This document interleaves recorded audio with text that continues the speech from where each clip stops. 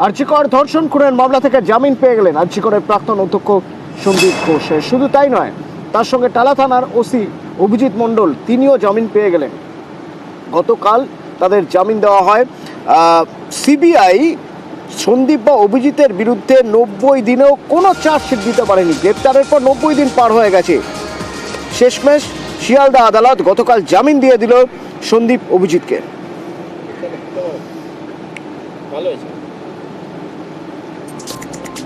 কিন্তু 90 দিনেও যে চার্জশিট দিতে পারেনি সিবিআই, তা নিয়েই প্রশ্ন উঠছে এজেন্সির কাজ করার ধরন নিয়ে।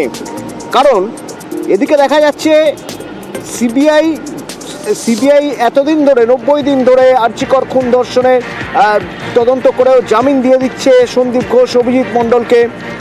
নিয়োগ মামলায় পার্থর জামিন হয়ে যাবে, তার জন্য সুপ্রিম কোর্ট নির্দেশ দিচ্ছে।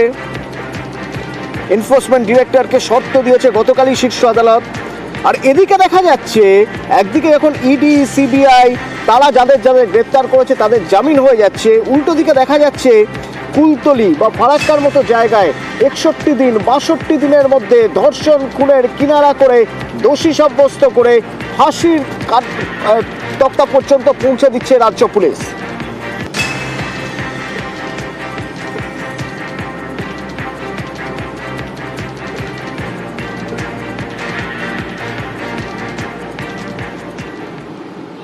আগে কুলতলি এবং তারপর ফারাক্কা, দেখা গেল রাজ্য পুলিশের উপরেই আস্থা রাখছেন বিচারক।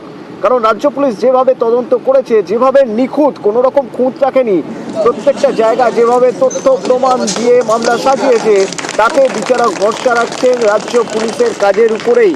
আর সেই জন্যই 62 দিনে মেয়ের খুনের সাজা ঘোষণা হলো, এক অভিযুক্তের ফাঁসি আর একজনের কারাদণ্ড। ধন্যবাদ আপনাদেরকে যে আপনারা আমাদের উপরে ভরসা রেখেছেন বা পাশে থেকেছেন, যে কারণে আজকের এই পানিশমেন্ট। আমার মেয়ের বিচার ভালোভাবে পেয়েছি, আর আমার মেয়ের বিচার সত্যি ভালোভাবে হয়েছে। পুলিশ অফিসাররা যা কথা বলেছিলেন আমাদের যে তোমার মেয়েদের বিচার আমরা দেবই, তো তারা কথা রেখেছে, তাদেরকে আমি ধন্যবাদ জানাচ্ছি। দেশের রাজ্য পুলিশে আমাদের ভালো বিচার করছে, 60 দিনে আমরা বিচার পেয়ে গেছি। পুলিশকে ধন্যবাদ জানাবো, আমাদের পুলিশ খুব ভালো কাজ করছে। সেম ঘটনা তো কলকাতায় ডাক্তার হয়েছে, ডাক্তার তো মারা গেছেন ধর্ষণ কাণ্ডে, সেটা কি বলবেন? কি বলবো, সিবিআই তদন্ত করছিলেন, যেখানে সিবিআই তদন্ত করছিল তো সেখানে কেন এরকম হলো? আমাদের যেরকম রাজ্য পুলিশে আমাদের এরকম আমাদের তদন্ত করলো, ফাঁসি দিল, কারাগার দিল, এর কেন এরকম হলো? এর কেন হলো না?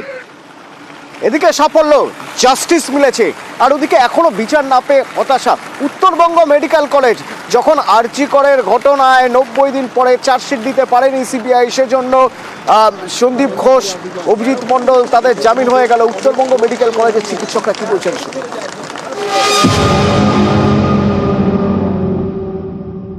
সিবিআই এর হাতে যখন কেসটা গেল, তখন আমরা সত্যি আশার আলো দেখেছিলাম যে হ্যাঁ, এবার সিবিআই কিছু সদার্থক ভূমিকা নেবেন, কিছু করবেন। কিন্তু তারা যে এই পুরো 90 দিন যে কেটে গেল, একটা দীর্ঘ সময়, 3 মাস মানে 4 মাস হতে চলেছে, মানে এই দীর্ঘ সময় তারা তো প্র্যাকটিক্যালি কিছুই করলেন না। যেই চার্জশিট রাজ্য পুলিশ দিয়েছিলেন, তারা সেই চার্জশিটটাকেই মান্যতা দিলেন, এবং আমরা কাল তো দেখতেই পেলাম যে যারা মূল অভিযুক্ত তারা ছাড়াও পেয়ে যাচ্ছেন। আমি সিবিআই এর উপরে একদম ভরসা রাখছি না, কারণ 90 দিন হয়ে গেল, তারা একটা মার্ডার কেসে কোনো সূত্রপাত বা প্রমাণ চার্জশিট ওরা প্রেজেন্ট করতে পারলো না আদালতে, তাহলে তাদের উপরে আমি কি ভরসা রাখবো?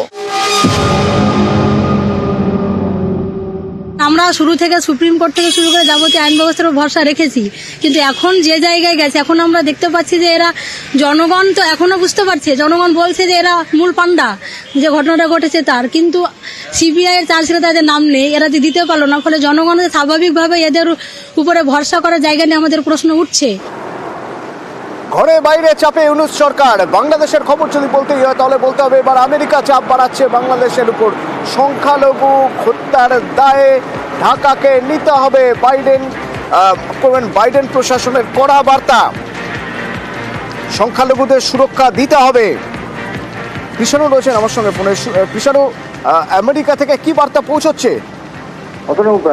খুব সংক্ষেপে বলা যেতে পারে বাইডেন প্রশাসন সরাসরি চাপ দিয়েছে ঢাকাকে যে সংখ্যালঘুদের সুরক্ষা অত্যন্ত জরুরি এবং সংখ্যালঘুদের নিরাপত্তা নিশ্চিত করতে হবে এবং এ ব্যাপারে কোনো রকম কোনো ভুলচুক হলে তার দায় কিন্তু ঢাকার উপরেই বর্তাবে, এটা নিশ্চিতভাবে বলে দিয়েছে, খুব কড়া ভাষায় জানিয়ে দিয়েছে আমেরিকা। অতনু, ধন্যবাদ। আর এদিকে যদি বাইরে চাপ হয়ে থাকে তাহলে চাপ ঘরের মধ্যে থেকেও আসছে। কেন না, বাংলাদেশের অন্তর্বর্তী সরকারের সঙ্গে এবার বিএনপির দ্বন্দ্ব তুঙ্গে। ইউনূস সরকারকে কড়া বার্তা দিচ্ছে বিএনপি, দলকে প্রতিপক্ষ করবেন না, সব দল বিরোধিতা করছে। তাহলে ইউনূস সরকারের মন্তব্যের সমালোচনা করছে বিএনপি কি বলছে, কি বার্তা দিচ্ছে? সরকার ব্যর্থ হলে জনগণ ব্যর্থ মনে করছে বিএনপি। কৃষাণু, এ তো ঘরের মধ্যেও চাপে পড়ছে এখন মোহাম্মদ ইউনূস সরকার।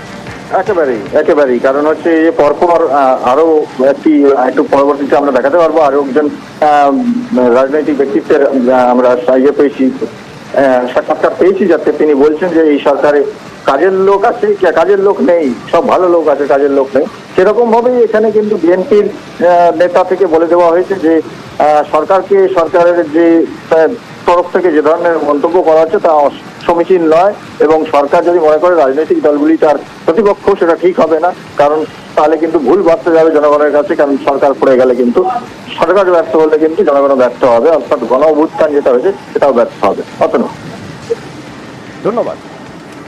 এই সরকার অন্তর্বর্তীকালীন সরকার, আমরা সবাই মিলে এই সরকারকে আমরা দায়িত্ব দিয়েছি। বিশেষ করে আমরা বিএনপির তরফ থেকে প্রথম থেকেই তাদেরকে আমরা সমর্থন দিয়েছি, এখনো তাকে আমরা সমর্থন করে দিচ্ছি, এমনকি এই মুহূর্তেও তাদেরকে আমরা সমর্থন করছি। কিন্তু যখন এই কথা বলেন যে রাজনৈতিক দলগুলো অন্তর্বর্তীকালীন সরকারকে ব্যর্থ করার জন্য কাজ করছে, এটা অত্যন্ত মারাত্মক একটা অভিযোগ। আমি তীব্রভাবে প্রতিবাদ করছি এবং আমি মনে করি যে এই ধরনের উক্তি তার প্রত্যাহার করা উচিত। যে দয়া করে রাজনৈতিক দলগুলোকে বা রাজনীতিকে আপনাদের প্রতিপক্ষ বানাবেন না। এই সরকার ব্যর্থ হওয়া মানে জনগণ ব্যর্থ হয়ে যাবে, আমরা ব্যর্থ হয়ে যাব।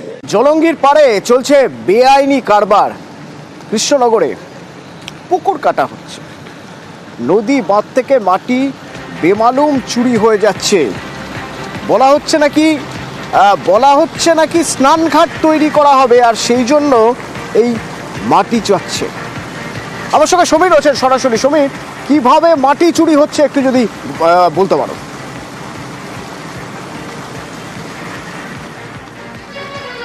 দেখো তো, কয়েকদিন আগে আমাদের কাছে খবর আছে কৃষ্ণনগরের প্রাণকেন্দ্র কদমতলা ঘাট, তার ঠিক পাশেই নদীর বাঁধ কেটে একটা পুকুর নির্মাণ করা হচ্ছে। এবং সেই খবর পেয়ে গতকাল আমরা যখন যাই তখনও দেখছি বেশ কয়েকজন লোক দাঁড়িয়ে আছে এবং সেখানে কিন্তু মাটি কাটার যন্ত্র দিয়ে সেখানে মাটি কাটা চলছে এবং ট্রাক্টরে করে সে মাটি পাচারও করা হচ্ছে। তা খোঁজ দিয়ে জানতে পারলাম ওই এলাকারই যে কাউন্সিলর তৃণমূলের পলাশ দাস, তিনি নাকি নিজের দায়িত্বে এই কাজটা করাচ্ছেন। এরপরে আমরা পলাশ দাসের সঙ্গে যোগাযোগ করি। তিনি জানান গত পৌর নির্বাচনের সময় তিনি এলাকার বাসিন্দাদের প্রতিশ্রুতি দিয়েছিলেন এটা স্নানের ঘাট নির্মাণ করে দেবেন, কিন্তু পৌরসভা থেকে কোনো আর্থিক সাহায্য না পাওয়ায় তিনি নিজের উদ্যোগে এই কাজটা করছেন।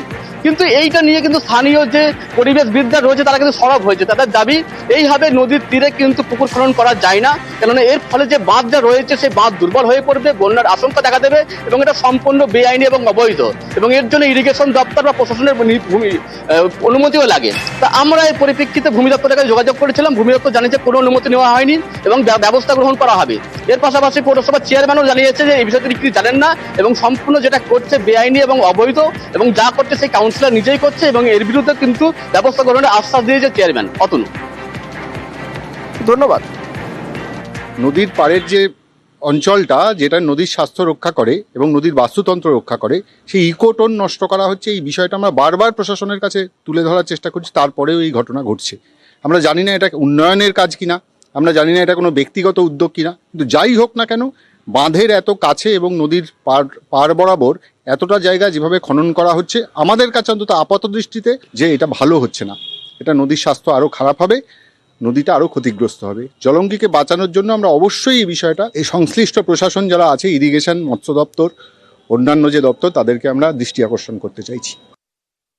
অ্যাকচুয়াল ওইটা আমাদের স্নানের ঘাট ছিল। এখন যা পরিস্থিতি ছিল সেই পরিস্থিতি ওখানে স্নান করে যাওয়ার উপক্রম ছিল না। জানানো হয়েছিল আমাদের কৃষ্ণনগর মিউনিসিপ্যালিটিতে, কাজ শুরু হয়েছিল কিন্তু তারপরে কাজটা থমকে গিয়েছে। ওই জায়গাটা গর্তটা নোংরা হয়েছিল, ওটাকে পরিষ্কার করে পাটটাকে বাঁধিয়ে দেওয়া হলো যাতে মানুষজন যেতে পারে। নোংরা যেগুলো ছিল সেগুলোকে পরিষ্কার করা হচ্ছে। পৌরসভার উদ্যোগে নয়, এটা আমাদের, যেহেতু আমি ইলেকশনের সময় অনেকজনকে অনেক কথা দিয়েছিলাম, আপাতত ধরতে পারেন আমাদের পকেটের পয়সা দিয়েই কাজটা করাতে হচ্ছে। কিন্তু যে কারণে রাজনীতি বেছে নিয়েছিলাম সেই পরিপূর্ণ কাজ করতে পারছি না। কৃষ্ণনগর মিউনিসিপ্যালিটি থেকে সেরকমভাবে সারা আমাদের দেয় না। না না, এটা কৃষ্ণনগর পৌরসভার উদ্যোগে তো কিছু করা হচ্ছে না। আর যদি কিছু হতো তাহলে তো আমি অর্ডার দিতাম না। এগুলো আমাদের সঙ্গে তো কোনো আলোচনাই করেননি। উনি যদি ব্যক্তিগত উদ্যোগে করেন সেটা ওনার ব্যাপার, কিন্তু উনি করছেন কি কে করছেন আমি সেটাও আমি জানি না। আমি ইরিগেশনের ডিপার্টমেন্টকেও জানাবো এবং আরো এডিএম হোক ডিএম হোক তাদেরকেও আমি জানাবো, যাতে ও ব্যবস্থা গ্রহণ করে যে কে বা কারা এবং কেন করছে। আমি খোঁজ নিয়ে দেখবো বিএলওর কাছে কোনো অনুমতি নিয়েছে কিনা। আর চরের ল্যান্ড হচ্ছে ভেস্টেড ল্যান্ড, তো কাজে এটা তো আমাদের অনুমতি ছাড়া কেউ কিছু করতে পারে না। প্লাস হচ্ছে নদীর বুকে যদি হয় সেটা ইরিগেশন দপ্তরেরও দেখার বিষয় আছে। তো আমরা এটা যে আমাদের বিএলওর এসডিওরও আছে ওদেরকে নির্দেশ দিচ্ছি যে তদন্ত করে দেখবে, যদি না আইন মেনে হয়ে থাকে তো আইনানুগ যা ব্যবস্থা নেওয়া